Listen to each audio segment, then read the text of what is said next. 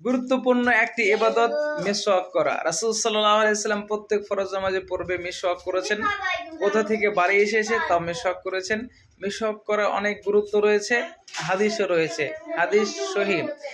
আমি প্র্যাকটিক্যালি মিসওয়াকের যে গুণাগুণ পেয়েছি তার মধ্যে এটা একটি, যদি ঠিকমতো মিসওয়াক করা যায়, ঠিকমতো যদি মিসওয়াক করা যায় তাহলে গ্যাস হয় না, পেটে গ্যাস হয় না। আলহামদুলিল্লাহ।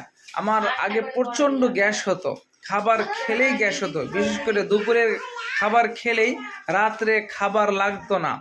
আমি নিয়মিত মিসওয়াক করা ধরলাম, মাগরিবের আগে বা হয়তো খাবারের আগে মিসওয়াক করতে শুরু করলাম। আলহামদুলিল্লাহ এখন আমি গ্যাস মুক্ত বললেই চলে। যদি সঠিকভাবে ঠিকমতো মিসওয়াক করি তাহলে আমার আর গ্যাস থাকে না, পেটে গ্যাস হয় না।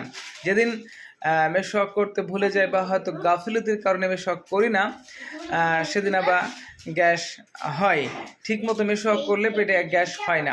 তাই যাদের পেটে গ্যাস হয় অবশ্যই তারা নিয়মিত যদি মিসওয়াক করেন, দিনে 3 বার বা 4 বার বা 5 বার, অন্তত কমপক্ষে যদি 2 বার মিসওয়াক করেন, সকালে বৈকালে বা হয়তো সন্ধ্যার পরে যদি ঠিকমতো 2 বার মিসওয়াক করেন, আপনাদের পেট পরিষ্কার থাকবে এবং কি গ্যাস হয়তোবা হবে না।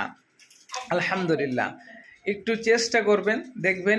আর আরেকটি বিষয় হচ্ছে, রাসূল সাল্লাল্লাহু আলাইহি সাল্লাম খাবার পূর্বে হাত মেজে খাবার খেতে বলেছেন, হাত মেজে খাবার খেতে বলেছেন। এই 2টি বিষয়ে আমি যতটা আমার জীবনে দেখেছি, এই 2টি বিষয়, খাবার পূর্বে হাত ভালো করে সাবান দিয়ে বা মাটি দিয়ে মেজে খাবার খেয়ে এবং কি ঠিকমতো মিসওয়াক করে আমি জীবনযাপন করেছি। আলহামদুলিল্লাহ, অনেকটা গ্যাস মুক্ত। আলহামদুলিল্লাহ।